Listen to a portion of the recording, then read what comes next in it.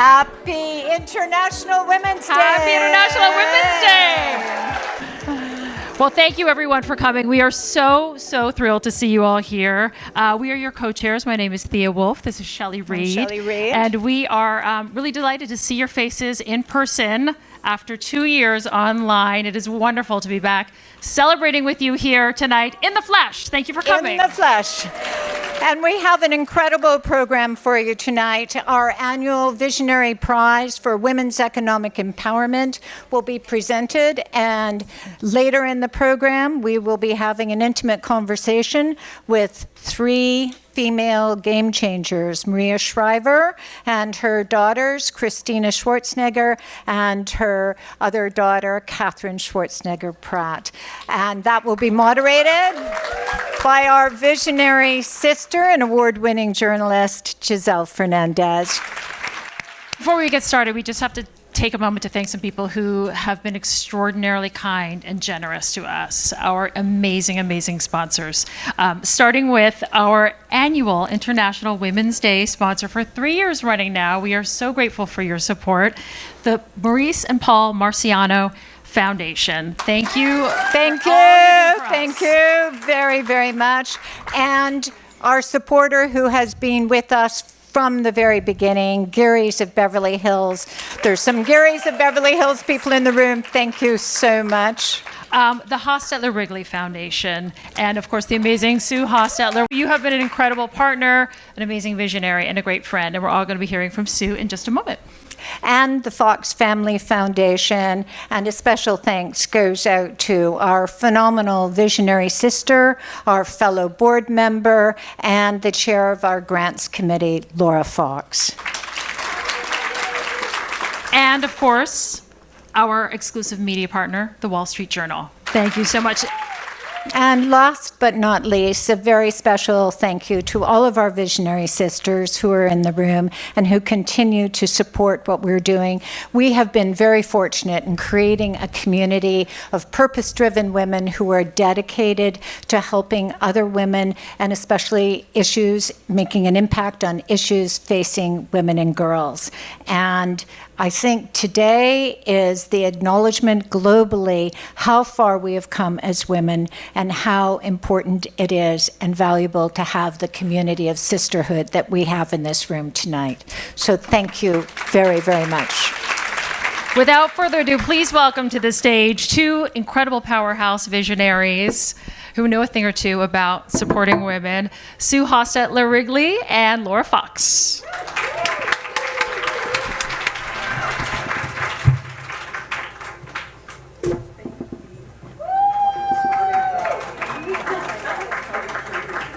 Everyone, we are so excited to be here in person to award this prize tonight. We did this for the first time last year. It was on Zoom. It wasn't quite the same thing. It was great, but it was not like this, so this is fantastic. So the Visionary Prize for Women's Economic Empowerment was created, as many great things are, when 2 visionaries came together. So Sue Hostetler and Angela Nazarian were together, and it was in the midst of the pandemic, and they were talking about the historic losses that women were experiencing in the workforce and in economic power. So they wanted to find a way to support leaders working to combat these losses and improve economic empowerment for women. So together, Sue, through the Hostetler Wrigley Foundation, and we at Visionary Women created this annual prize to recognize an outstanding leader of an organization working to advance women's economic empowerment. In creating this prize, we wanted to look at a few things. We looked at access to capital, access to other resources that support women in the workforce, so business mentoring, entrepreneurship support, and professional support. We also looked at organizations that were removing barriers to women's full participation and success in the workforce. This year we have, because of the generosity of our Visionary Women members and the Hostetler Wrigley Foundation, we have $115,000 to give away to support the work of 3 outstanding visionaries.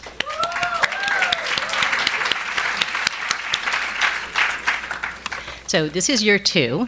The first year, we threw this competition. We worried that nobody would come and nobody would apply. We had 35 applications. This year we had 110. 110 applications that came from all across the country, and this was a range of organizations from very small organizations working locally and having an incredible impact on the women they serve to huge organizations driving national policy change.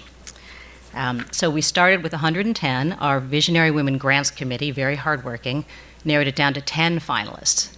From there, we gave it to a jury of leaders in the fields of philanthropy, higher education, entrepreneurship, and politics.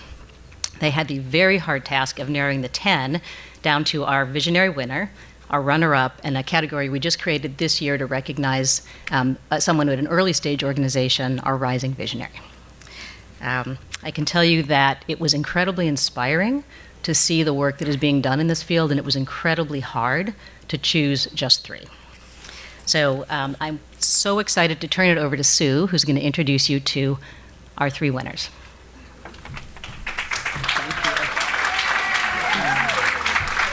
I feel badly. I felt like Donald Trump behind Hillary Clinton there. I know, it's a little there's a little bit of lurking going on here. All right. So sorry. Before we introduce the winner of the 2023 Visionary Women's Economic Empowerment Award, we would like to acknowledge several other winners here in the room tonight as well. Brianna Franklin is the founder of the Prosperity Project, a program dedicated to improving the financial and economic mobility of Black women through financial literacy, career coaching, and retroactive scholarships to relieve the burden of student debt. Brianna is the winner of this year's Rising Visionary, our new award, Rising Visionary Award, which was created to honor an outstanding leader of an organization supporting women's economic advancement, but that has only been operating for under 4 years. Brianna will receive a $15,000 grant. Brianna, can you please stand up? There she is.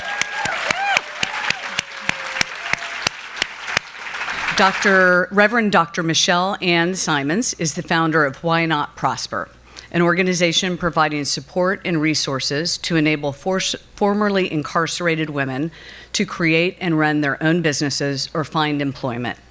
As the runner-up for the Visionary Award, Reverend Michelle will receive a $25,000 grant. Reverend Michelle, can you please stand up?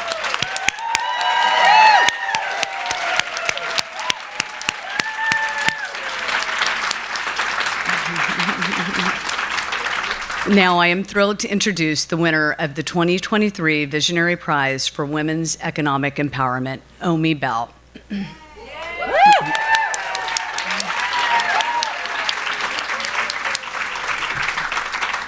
Omi is a computer scientist and a successful serial entrepreneur who founded Black Girl Ventures in 2016 to address the unique challenges Black and brown women face in accessing social and financial capital to grow their businesses. Their pitch competition is the largest pitch competition globally for Black and brown women founders, activating community participation in donating to support women-owned businesses directly. They have funded 450 women of color, held 50 Black Girl Ventures pitches across 15 cities, and have served over 10,000 founders. Black Girl Ventures pitch participants are collectively generating over $10 million in revenue and supporting 3,000 jobs.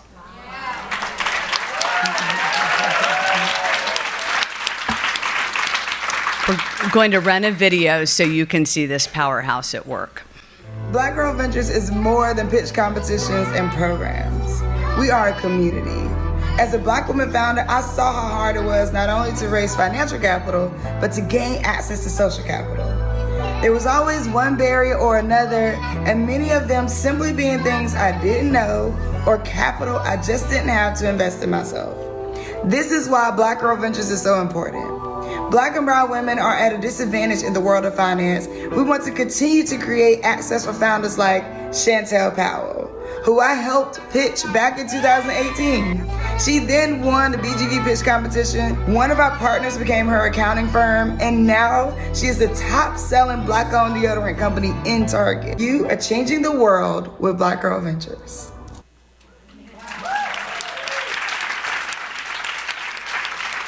Please help me in welcoming Omi Bell to the stage.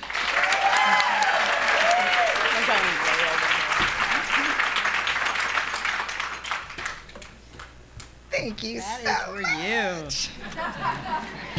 Happy International Women's Day.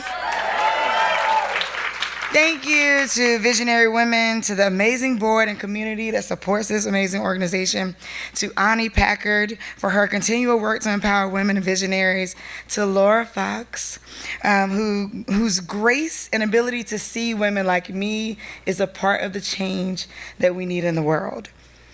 What kind of fuel does a vision need? It's 15% belief, 25% grind, and 60% relationships.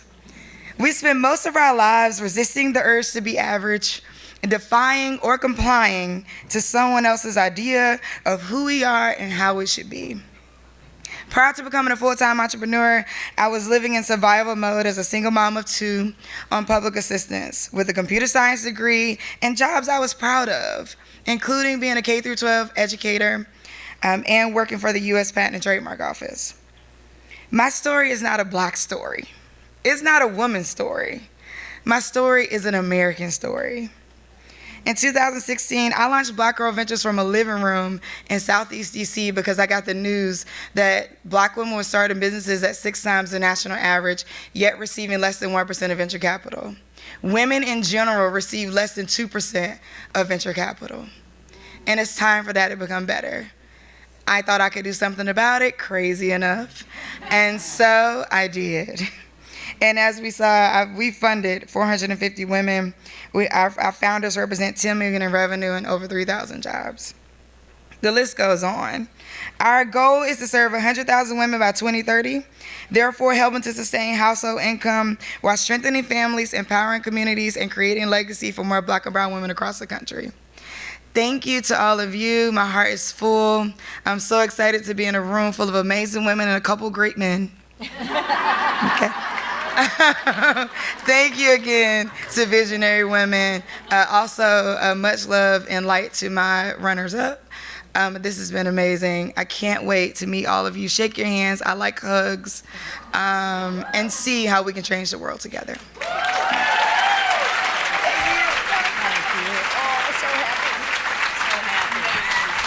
Congratulations. Congratulations. Don't make me cry. This is good makeup. Oh my God. Thank you so much.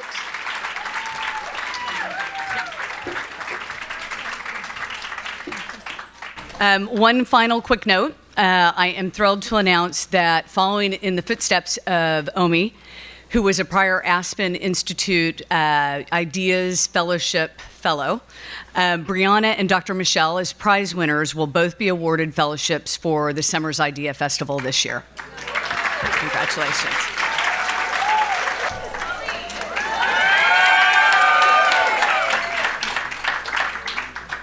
Good evening, everyone.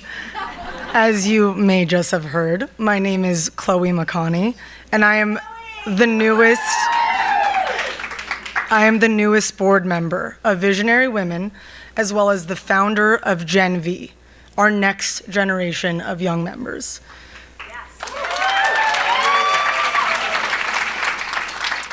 Our vision is to be the leaders of tomorrow. It is an honor to be with you today and to be in the company of so many amazing women and those couple men. I am so excited that we have found an intergenerational way to present a program that showcases the spirit of service. The power of women helping women and sisterhood is what drew me to getting involved with Visionary Women, and it is exactly why this event is so special to me. It is my great privilege to introduce 3 extraordinary women who have had a significant impact in my life.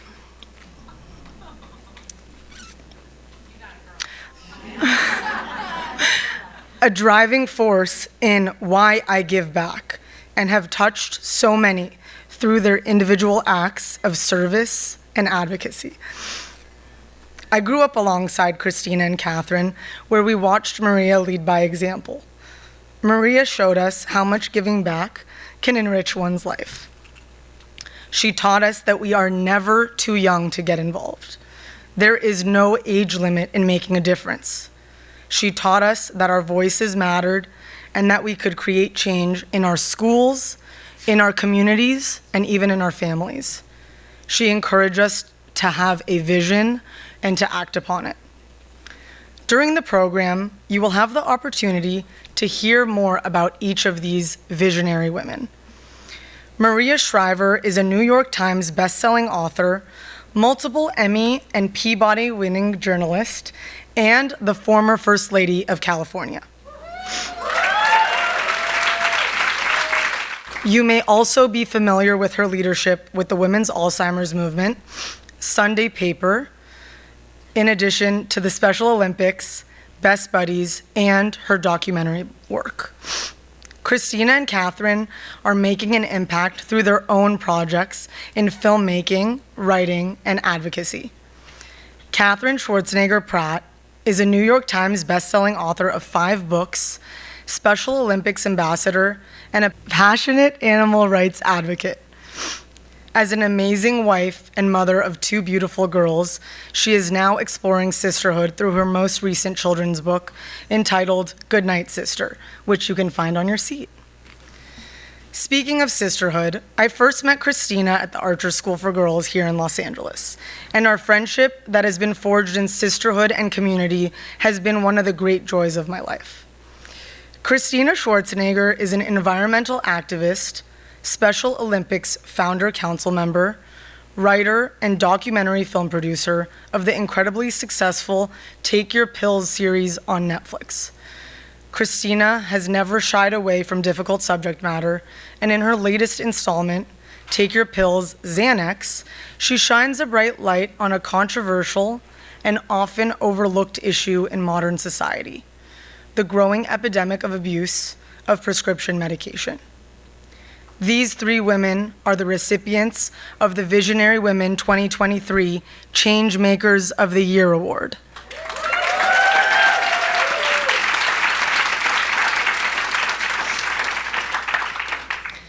As our moderator today, we have 7-time Emmy-winning and 2-time LA Press Club Journalist of the Year, anchor of Spectrum News and LA Stories, Giselle Fernandez.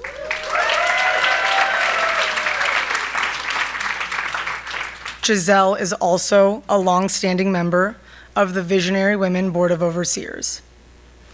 Please welcome to the stage Maria Shriver, Catherine Schwarzenegger Pratt, Christina Schwarzenegger, and Giselle Fernandez.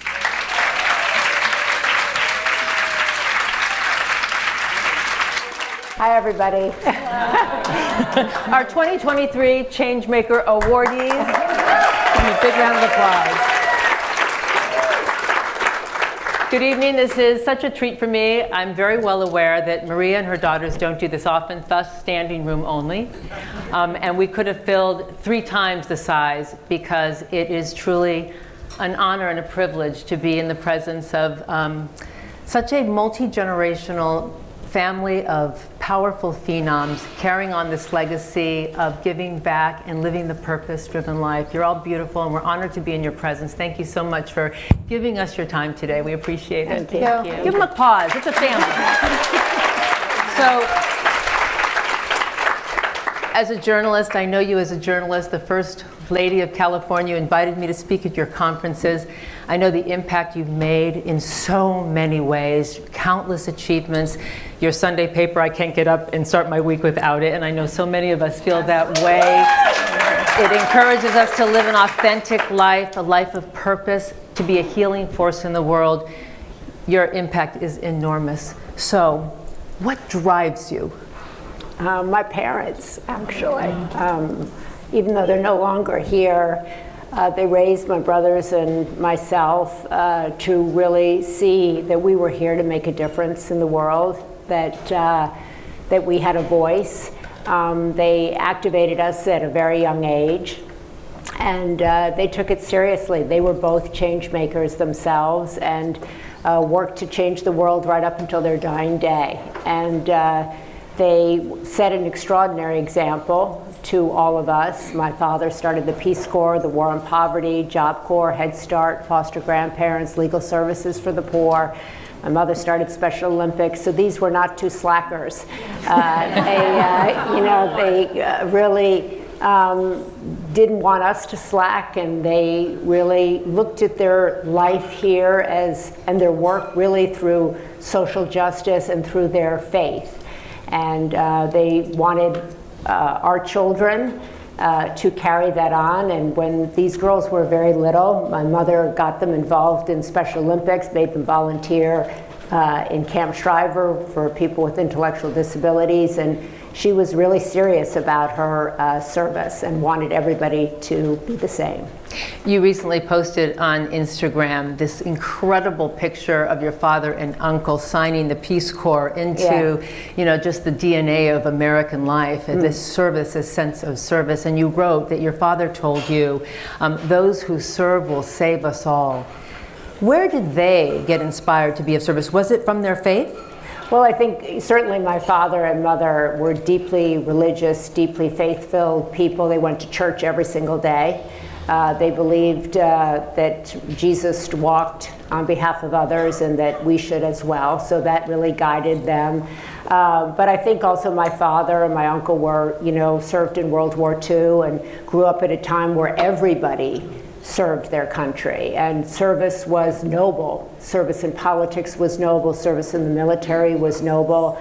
And my father was always very proud that the Peace Corps was one of the first organizations that gave women and men the same job, and believed that they both had the ability to serve overseas and bring the best of America to the world. And what I liked about that picture that I posted is that they were both captured very happy to be in politics. They felt alive, they felt hopeful, they were young, they were emboldened.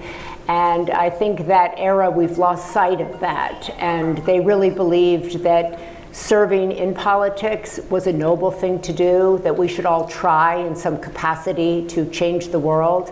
And whenever anybody would come over to my house, whether they were in second grade, third grade, fourth grade, my parents would say, well, what are you doing? What are you doing to change the world? And so very often people would not come over. They would be like, I don't want to come over to your house anymore, But they really felt that whether you were 6, 7, 8, whatever, that you should get onto yourself and move it along, And, so even though they're both been dead quite a while, I still hear their voice, every day. And that legacy passed on, of course.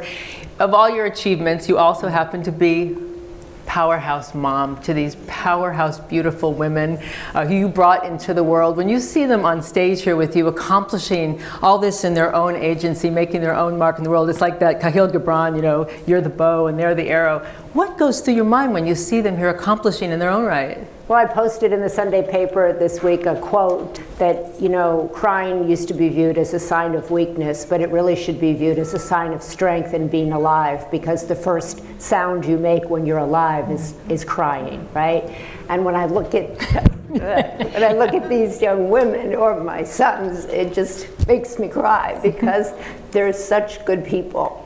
And they get along, which is great, and they like me, which is great, and they like their dad, and they want to make the world better, and they try. And so I look at them and I'm in awe. Yeah.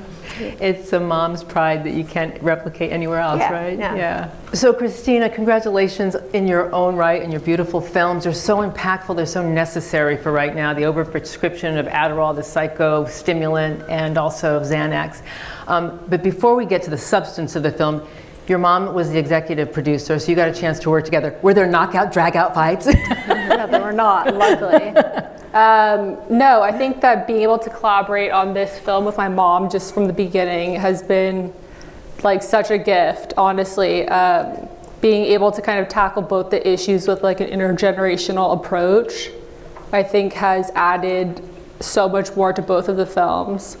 And I think for the first one especially, as a student at the time struggling with coming off of Adderall, having my mom's perspective as a parent who's dealing with these struggles while their child's at school or is away at school. Really kind of like help to bring both of the perspectives together and really create like an intergenerational approach to both the films, which I thought was great and obviously very much needed. Well, also very unique that because there are very few young voices speaking to the overprescription of Adderall for ADD, for hyper performance in a competitive world trying to keep up, but also to be thin. Having a young woman be a voice for that, important to you? Yeah, no, it is super important to me. I mean, one of the hopes kind of with the film was really to create a film, first of all, that really showcased these issues and also let other people know that they're not alone. That was a huge thing for me that I felt when I was struggling with it. And so, yeah, it's one of the goals of the film was just to kind of showcase an example of different people's struggles, what they go through, and really for people who are viewing it to understand that they're not the only one going through the same situation. Oh, it's so powerful. And I think we'll take a moment because your second in the series of Take Your Pills is on Xanax. 1 in 3, I learned this from watching the documentary, 1 in 3 people rely on Xanax just to be able to cope with all the stresses and anxiety of this world today. So let's take a look at the clip and then we'll come back on the other side.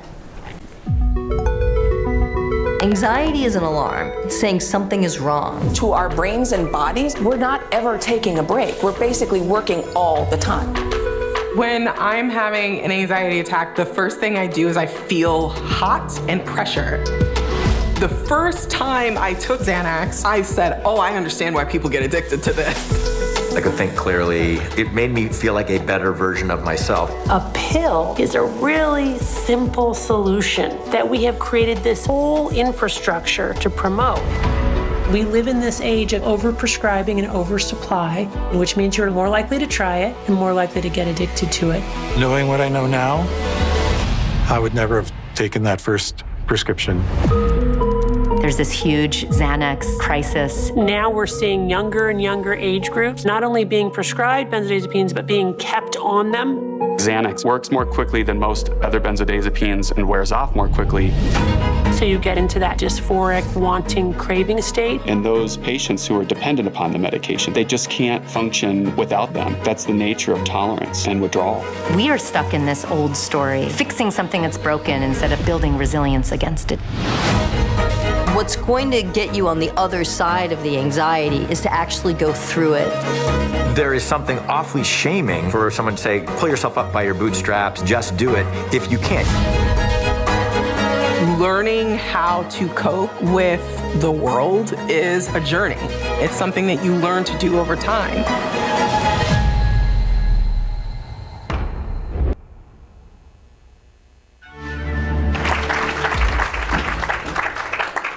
You really point out not just the negatives of Xanax, you do point out why it's prescribed, but then there's the overprescription and the abuse. And you point out the need, as you said there, to have more skills to cope and find resiliency, more mental health outreach. Is that one of the big takeaways you were hoping for? Yeah, definitely. I think that, again, just the first takeaway for me was, or the hope was for people to really understand they're not alone. The second hope I would say for the film was, you know, to raise awareness and to really educate people so that they're more equipped with when they have these struggles or they're, you know, going in to get a prescription, that they kind of are beginning to become their own advocate, as we kind of all now have to be for our health. But to really kind of understand, like, what are the side effects? Are there side effects? Long-term consequences? Are there any that we don't know about? And also to just familiarize yourself with potential alternatives. There's not like a one-size-fits-all plan for everyone. So that was another hope of the film too, was that, you know, there are many people doing it different ways, and there's so many opportunities out there to kind of explore what works best for you. And yeah, we're pretty hopeful in that that's kind of what's getting across to people. What's the next one? We're still actually honestly trying to think about it. There's so many different, obviously, routes that you can go down. And well, it's really impactful. It's so necessary for right now, and to have that multi-generational look. You had women and men of all ages, and that was very powerful to be able to see a mirror to society and what's happening today. It was really impactful. So congratulations. Thank you so much.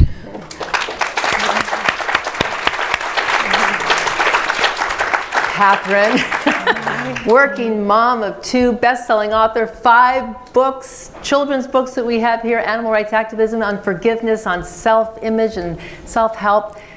You seem to have inherited the drive, determination, and that sense to give back as your mom. What drives you? Well, I think, as Chloe said, like from the very beginning, we were raised that, you know, to understand that our purpose on this earth is to make the world a better place. Both of our parents taught us that. Our grandparents certainly taught us that. And so with the books that I write, or, you know, the Instagram live series that I do, the goal is to talk about subjects with the idea that someone will listen to something or read a book on a subject and feel seen in their journey and feel less alone in their journey. So it's my intention with everything that I do, no matter what it is, to put information out there that will hopefully make the world a better place and help at least one person. And I feel like if someone picks up one of my books and feels like it's helped them in some place, or that they feel seen in their journey, then that book will have served its purpose. And oh, well, in your young 30s, you have done just that. I mean, it's remarkable. Your book on forgiveness especially really deeply moved me, because I think for all of us, it's hard sometimes to let go of pain or resentment. And you interviewed these incredible people who have learned to do that, who have suffered much more egregious things than I ever have, like Elizabeth Smart, forgiving her captors, or victims of horrific crimes forgiving their assailants. If there was one thing that was a common thread amongst these folks you interviewed on how they were able to forgive, what would it be? I think it was just the common theme of when you're able to forgive, this sense of freedom that you feel when you practice forgiveness. And also the big shift that I myself had to make when writing this book was that forgiveness was a gift that you give yourself, and it's not a gift that you give another person.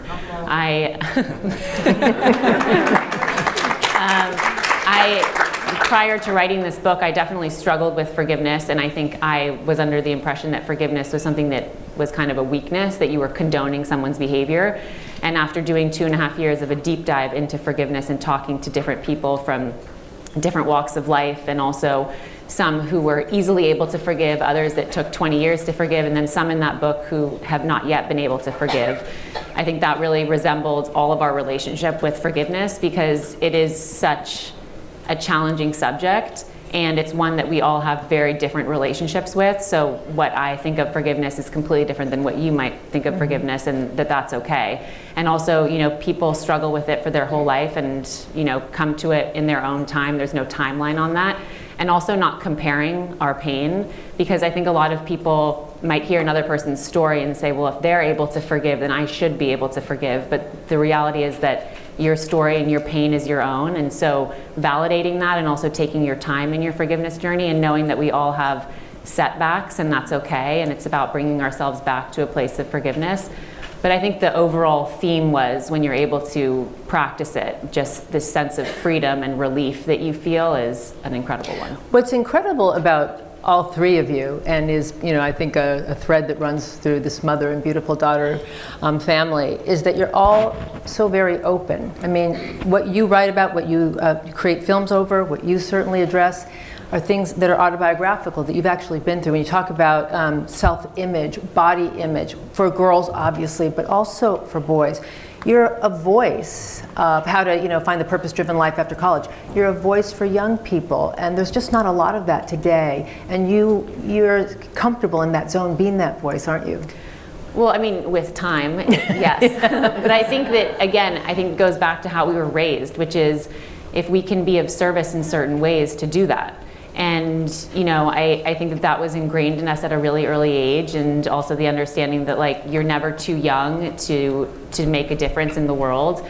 And I was laughing when you were saying that your parents did that, because I feel like if, Chloe, you did that to our friends too, you're like, what are you doing? How are you making a difference? You can do it at school. And I even see, you know, I see it happening in our household too. It's like, you know, this kind of excitement around the idea that no matter what your age is or who you are, what you're doing, that you can make a difference in the world, and that's something that's really exciting.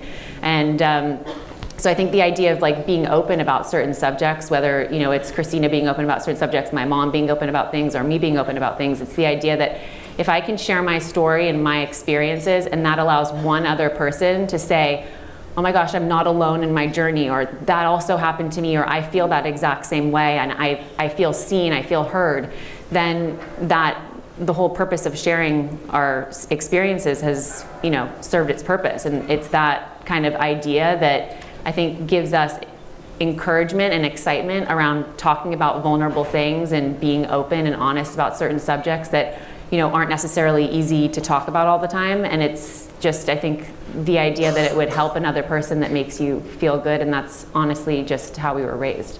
It's really beautiful, and it's absolutely, it makes such an impact to see women, especially powerhouse women, be so vulnerable. It allows us to embrace our own authenticity and be vulnerable too. It's a gift. So I think, Giselle, the idea also I think is worth stressing is that every single woman in here is a powerhouse woman.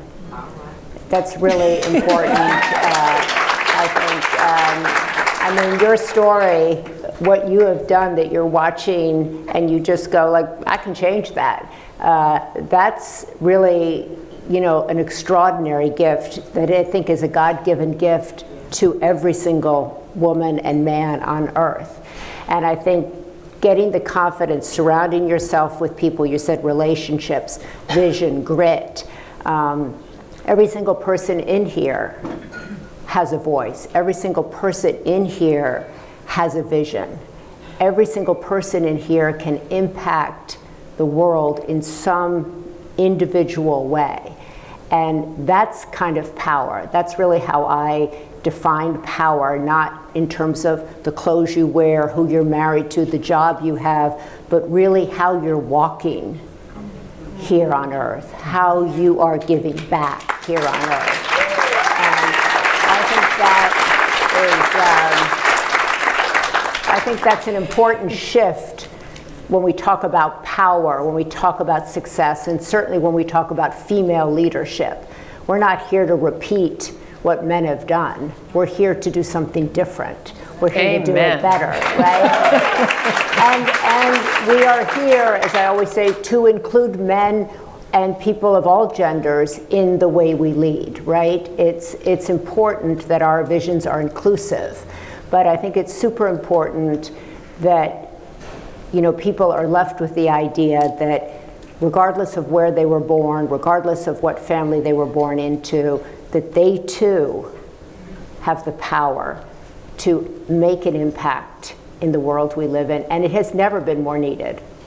Boy, I can say that again. It's never been more needed. Thank you. And I think whether it's documentaries, whether it's organizations, whether it's films, whether it's, through sports, there's so many today, so many avenues available to everybody to make a difference. It used to be you could only, when we were starting in journalism, you could only work in 3 places. You could only maybe make an impact if you were well-to-do and you were involved in a certain organization. Now everybody, it's very democratized, right? And everybody can step forward and step out and see, I can change that. Well, you have always inspired that, whether you were a journalist or in your capacity as First Lady. That has been a message you've always sirened out loud and clear to all of us. Catherine, Christina, this is your mother. You know her better than anybody. What don't we know about her that inspires you? That inspires you most? That you wouldn't know? Yeah. They're laughing. They know something we don't. I feel like, honestly, and both of my brothers are here today, like I would say... This is Patrick and this is Christopher. And this is my son-in-law. This is Chris. This is Sean, who's here with us, Christina's boyfriend. So I would say, honestly, stepping into the role that she stepped into since I've had my 2 daughters, seeing her as a grandmother, Mama G. But I would say the thing that I at least most admire about her is the fun that she has being a mother and just the fun that she has constantly in life. Like, I reflect so much on our own childhood, and we just had so much fun. Like, Capital A for adventure. Always. And down for adventure, down to do anything, like always wanting to have fun. She does that with both of our daughters, and she does it still as a mom today. She just is constantly wants to have fun and also constantly wanting to play pranks and do like funny things to people that I don't think people would necessarily expect that from you all the time. But she, I would say just like her desire to always be down for an adventure and have fun from from the very beginning, I just feel like that I have a whole newfound appreciation since becoming a mother myself, just like this constant fun attitude all the time. How fantastic. Christina? I would say honestly, and I think for me it's similar experience just even in getting older, but I feel like my mom inspires me to like really authentically investigate and really be curious about myself. I see her do that almost every day, and I think the way that she moves about the world, whether it's, half-time investigator, half-time baking cakes in the house or whatever it is, I feel like this idea of she does it all, it's actually true with her because she has so many different hats that she puts on, but she's constantly exploring, trying to push questions for herself. And I think to me, like just to see yourself as an ever-evolving, soul, you're constantly coming up against new versions of yourself, and just seeing her fully lean into exploring that has been, I think, incredibly inspiring to me. Oh, wow. Beautiful. My mother said to me, I remember when I was actually in my 50s, and she said to me, Maria, life is a marathon. And you want to look at your life, over the course of it, and don't worry that you haven't accomplished this, that, or the other by the time you're 30 or 40 or 45, that you want to be able to step back, when you're 80 and think, did I do the things that I wanted to do? Did I push myself in the ways that I wanted to push myself? And so I always try to imagine myself at 90 and try to think of myself, did I do what I wanted to do at that time? Was I curious? Was I adventurous? Did I push my limits? Did I see my fellow human being? And I think that's also, I think everybody's in a hurry these days to get everything done. Everybody needs to be the first millionaire by 30. They need to invent Facebooks by 28. They need to do this, they need to do that. And I wish we would all just take a breath. Take a breath. What? I said put the phone down. Put the phone down and really connect, because I think the last few years have been tough for everybody, right? They've been tough. You talk about being back together again here this evening. There's no substitute for community. There's no substitute for talking to you or listening to what you're doing. And so much of our lives we're missing these days. And I think that's why we're lonely. That's why we're anxious. That's why we're disconnected. We've lost our faith. We've lost our way. And it's right in front of us. It's right in front of us. And so I think that whether it's her books or her films or your organizations or the children you're raising or the jobs that you're doing or the, whatever it is, it's about human beings. It's about connecting to humanity. It's about understanding that there's a larger purpose to why we are here and to what we are doing, and that we will miss that unless we slow it down. And is slowing down easy for you? No. But I work at it. But let me ask you why. I work at it. Because I think as you watch your beautiful daughters make their mark and now live their lives in their own rights, and you look at everything that you have accomplished, which is vast. You could retire today. It doesn't seem to be like that's in your DNA. But then you look at your Sunday paper, and you're set to become this media mogul by expanding its reach, and gosh, who doesn't want to read that every Sunday? Can you see yourself the best is yet to come, doing even more? Oh, for sure. For sure. There's no doubt in my mind that I haven't even begun. Yes. There's no doubt. Yeah. And I'm a big believer in reframing aging too. I think that I try to do a lot in that space of I do a lot of work in the Alzheimer's space and trying to understand why women are 2/3 of those who get Alzheimer's, but understanding, that the limits we put on ourselves due to age, that we allow other people to put on us due to age. And I think that, we have never, baby boomers, I'm a baby boomer generation. I just started a protein bar company with my son here, right? And everybody at the table is in their 20s, and they're throwing out acronyms I have never heard of, the brief I can't even read. And I, learn a little bit more each time I sit at the meeting, or Christopher's involved in sports and production and working on something on masculinities, and I sit in and listen to him, and I learn a whole bunch from him, or I sit and listen to my son-in-law, and I have debates about, the country and where it's going and faith, and that stuff makes you feel alive, right? And so how could you not think the best is yet to come? I look at my past and I'm grateful for it. I'm grateful for the family that I was born into. I'm grateful for the parents that I have. I'm deeply grateful for the children that I have. I'm grateful for the marriage that I had. Even though it ended, I'm grateful for it. And I certainly believe that I haven't hit my stride yet. I firmly believe that I look ahead and I'm like, there's so much for me to do. Really, there's so much for me to do.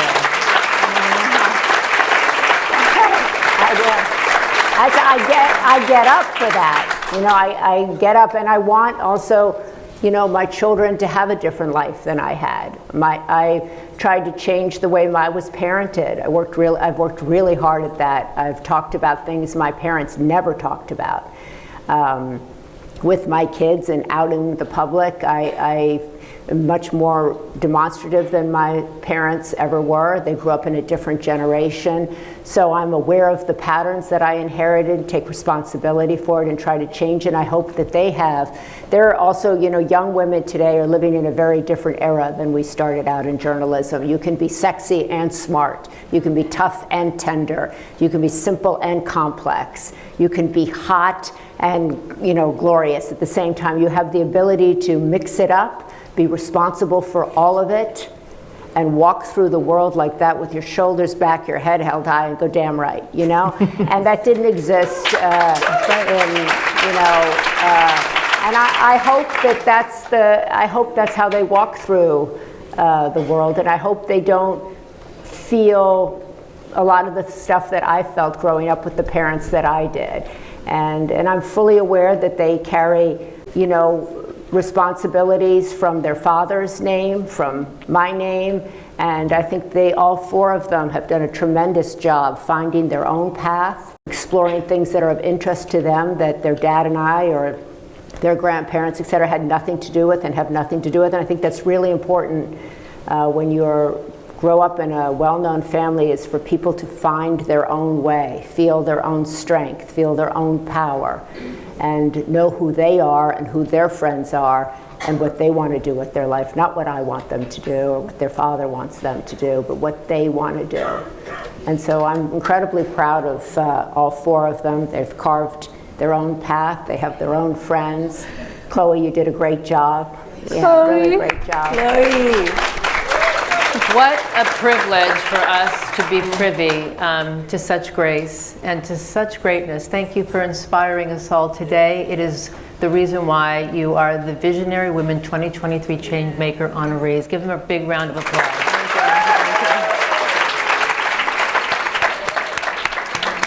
And if we can please have Lonnie Fogg, the new Visionary Chairwoman, and co-chairs beautiful Shelley Reed and Thea Wolf come up to present the awards. Thank you, everyone. I just want to say what an inspiring panel that we had today. This is such a privilege. I think the main thing, this family's legacy of service and accomplishment, absolutely, everyone sees it. Read the Sunday paper, watch the Netflix documentaries, read Catherine's books, but I cannot tell you the legacy of love and generosity that this family demonstrates on a daily basis is why I'm so privileged today on behalf of the entire Visionary Women community to award Catherine, Christina, and Maria as our 2023 Changemakers of the Year.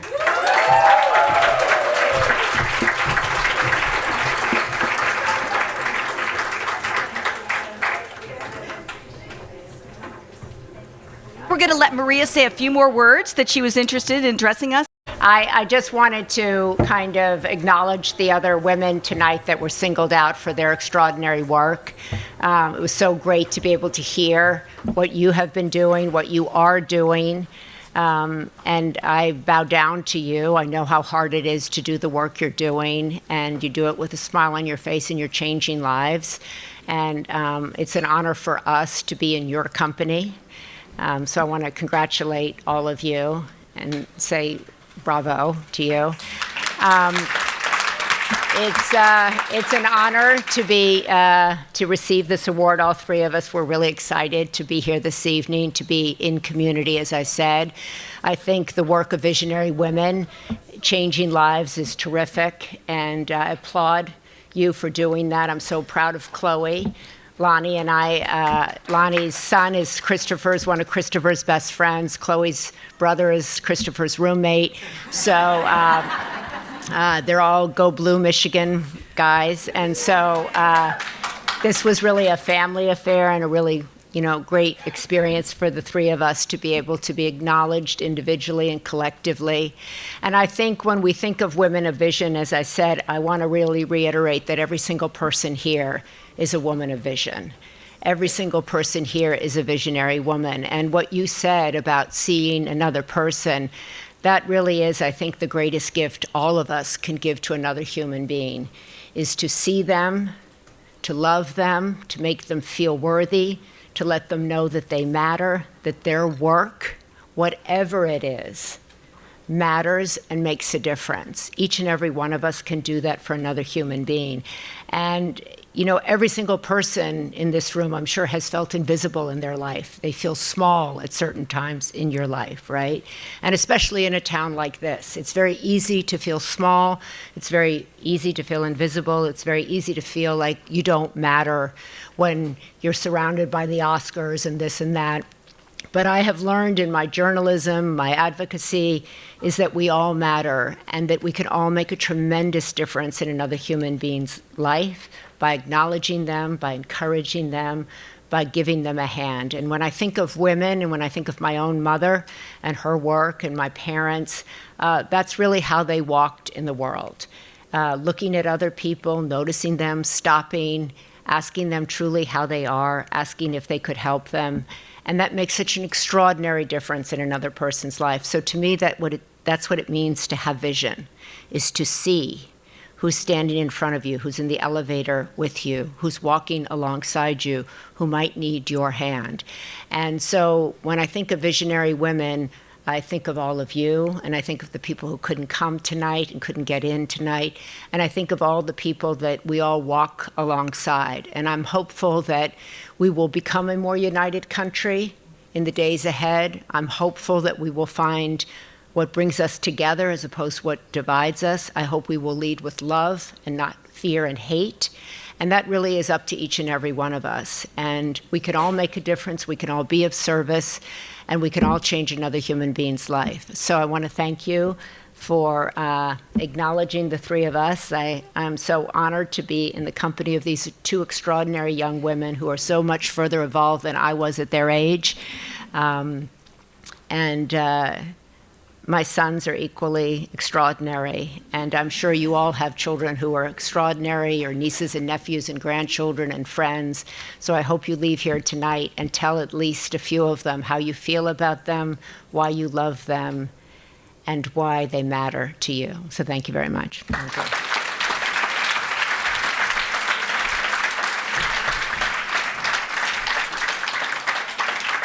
Thank you so much. I'm going to draw the program to a close here. I'm just going to thank our extraordinary panel again. I want to thank every single person in this room. Giselle. Where is she? More thanks. Giselle. Where did she go? I don't know. We started out in journalism together. She did such a great job, and so I want to thank her so much for being here this evening. Yes. A thank you to every single person who showed up here tonight. A thank you to all of our sponsors. I just want to call out again to the Marcianas and to Maria Marciano, who's here with us. This has been an undying and wonderful, supportive relationship. Thank you so much for everything. So thank you, everyone, for showing. I really, really hope that I can learn to take a breath, like Maria said, and learn to make an impact every day. I think today we celebrated International Women's Day in true form. And please, if you have not joined our community yet, please do so, because this is representative of what we do. We build community, we invest in high impact initiatives like we saw tonight from our prize winners. Can we give them one more round of applause? Ladies, please continue the hard work. Thank you, everyone. Happy International Women's Day.